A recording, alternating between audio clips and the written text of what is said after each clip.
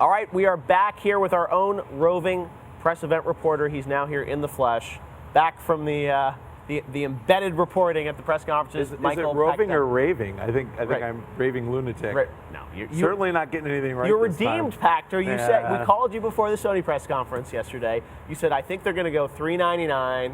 Everyone was wondering, was Pachter going to be right? Is this another one of Pachter's predictions that's not going to become true? So I have to tell you, the beauty of my job is I'm allowed to change my mind as often as I like. Yes. So you gave me the perfect opportunity. Thank you for the setup. Yes, there you go. $399, Pachter redeemed, $399 for PlayStation 4. So let's talk about this, Michael, because coming into E3, there's a lot of speculation about how this was going to play out. Sony, really had an amazing press conference, I think, for what they said for gamers, the price tag, the fact that we're not going to restrict used games.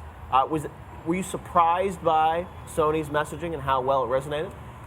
I was actually not surprised at the $399 because that Microsoft set them up to be able to do that. I was a little surprised at how specific they were when they talked about used games and DRM, and props to them because I think that was genius. I think that the audience just ate it up, and the thing that was the most impressive in that entire press conference was when Jack Tretton paused and waited 60 full seconds for the applause to subside before he read the next line on the slide about used games and DRM. So, what they did was they stabbed Microsoft in the back, and then Jack just twisted that knife about every 60 seconds for 5 minutes. So you really did have a 5-minute sustained crowd goes wild moment. That was awesome. And that's what's getting reported today. That's what everybody picked up on is like Sony's won. They concluded Sony has won the console war solely based on that 5 minutes. That was really well done. And in some ways, you could say Microsoft served that up to them with sort of all this. Microsoft created this whole conversation about used games and lending only to 10 people and things like that. Is it true what Sony is saying? Publishers have been pushing to sort of charge for used games, things like that. Is what Jack Tretton, is that really the case, or do you think then publishers are going to be able to still do online passes and other things? It's a great story right now, and everyone's behind it. Sounds great. Tell us about the business side. Sony has the patent, and Sony can enforce its patent right anytime it wants. Anytime it feels like it. If a publisher decides to change the nature of the contract between publisher and consumer, so instead of selling you a disc, we're going to sell you a license to use that disc.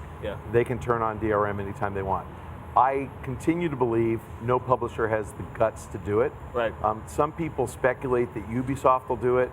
I don't think so. EA for sure will not do it. The only publisher I could see conceivably changing the nature of the relationship is Activision, and that's because they have a game coming out, Destiny, that perhaps they could change into some type of a game as a service. So either a subscription or frequent product updates that they're going to ask you to pay for. So essentially everything you buy is a license. They're the only ones. I've seen some people speculate that what Sony was talking about was disc-based games, and now we're moving to obviously more of digital delivery for a lot of games in the next generation. So the idea of lending a game, as they had in the video, that's great for today's market, but in the future. What do you think is going to happen? Are there going to be some publishers that might say, hey, we're only going to go digital then with our games? That's so remote. There will be somebody that does that in the future, but the future is so far out. Just a good example, music CDs, which we have been able to download consistently legally since 2001, since the iPod came out. Every song ever made is available for purchase, every song. And yet we still saw CD sales in the US last year, 210 million physical CDs. Now that's down 80% in 15 years, but they still exist. So nobody is going to go all digital as long as someone will buy the packaged product, because the profit is actually greater on the packaged product, and you have the retail participation, the retailer pushing it. So I'd say in 15 years maybe, but I guess the answer to your question is you're going to get an increased utilization of digital downloads. Microsoft's doing it across the board. Every game will be available for download day one. Sony will probably do that as well, and somebody's going to download. So 10% of the market downloads next year, and 20% the next year, and 30% the next year. I think it levels off at around 50% as long as used games are valued, because 30% of all Xbox 360 and PS3 games end up traded in. 30%. So with that number of games traded in, that means a lot of people value the physical disc as currency to buy new games, and those people are going to resist digital download. So I think as long as there's a market for physical, the publishers will make physical. I don't think they're going away for at least 15 years.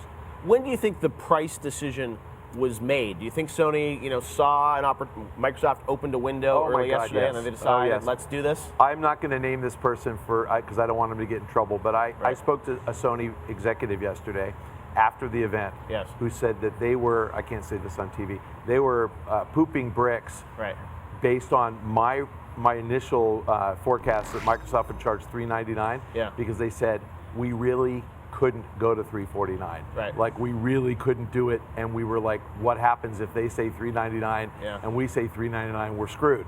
And I believe that. I think Sony breathed a sigh of relief. I think Microsoft, look, I have the same relationship with Microsoft that you have with Gabe Newell, okay? I mean, like, we get along great. I have great access to those guys. I respect them and admire them. They were a bit arrogant on this one. I mean, they are convinced that their box has this amazing value proposition, that everybody in the world is willing to pay up for Connect because you can Skype, and they're willing to pay up for the always online because you can watch cable TV, and there's so many features in there that people will pay $100 extra. And I think that they might be right. I just don't think that they've communicated that well to consumers. So they went with a high price point, and they haven't yet sold gamers. You really need to spend an extra $100 or 100 or 80 pounds on this box because it's really worth it. If they convince us it's worth it, they might rebound. But right now, they're looking like they're way behind. So is this similar? I was thinking about this, last night. Sony made a big bet on Blu-ray, a more expensive drive, because they said that was future-proof. And when I talked to Don Matrick about Xbox One, he's like, well, we're betting on the future. This is a future-proof console, and what PlayStation is doing for today is sort of this always online, digital sort of service. Is that sort of Microsoft's Blu-ray this time that you think is going to change? I think that's a perfect analogy. I think you're absolutely right. I think Microsoft has a vision of the world in 5 to 10 years, and they're prepared for it now, just like Sony did with the PS3 and Blu-ray. And now we all like having a Blu-ray player in our console, and we kind of expect one in our next console. So Microsoft's right. In 5 or 10 years, we're all going to say, oh, this is really cool. Look at all the things I can do. They need to communicate that now. Why do I need it now? And just like with Blu-ray, we all thought, well, I like Blu-ray, but I'm not paying an extra $200, difference between PS3 and Xbox 360. So yeah, it's a communication problem for the future-proofing, and they've got to explain to us why we want it. So does this change your predictions? We were at South by Southwest when I put that slide up on Twitter where you said, hey, I think it's going to be pretty even between the two. Are you going to change your predictions now based on yesterday? In a vacuum, and I'll explain why it's not a vacuum. In a vacuum, yes. In a vacuum, Sony outsells Microsoft by 2 to 3 million consoles a year for the foreseeable future.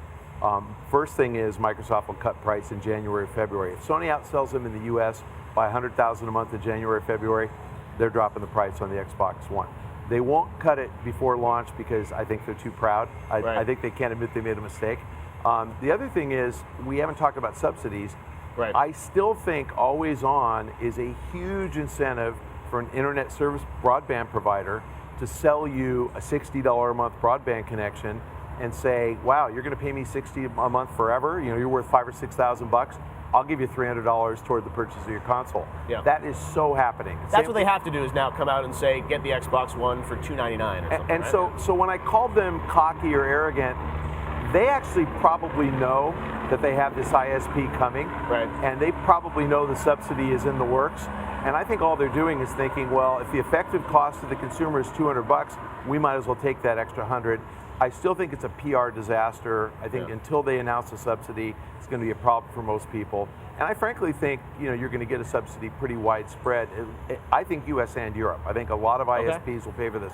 Cable TV, not so much because it's harder to pull off in Europe, but US, you probably get a cable subsidy as well.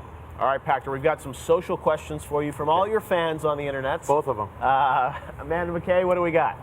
That's right. Okay, our first question comes from my XEQ, and he wants to know, he or she wants to know, do you think Sony is losing money on the $399 price of its hardware, or can there still be profit? I think they are almost certainly making a profit there. A $399 retail price point is about $370 to $375 wholesale. Our add up on the cost of materials is about $325, so I think they make a little bit of money, $25 to $50. And I think Sony kind of has to make a profit. The corporation is not doing well financially. I don't think that there would be any tolerance internally to sell anything at a loss. Our next question comes from Dismal Gamer, and they want to know, can Wii U be relevant in the next gen when third party seems to be avoiding them? Relevant if you love Nintendo games. And so I think what the Wii U is going to end up being is the console of choice for people who want to play Nintendo first-party titles.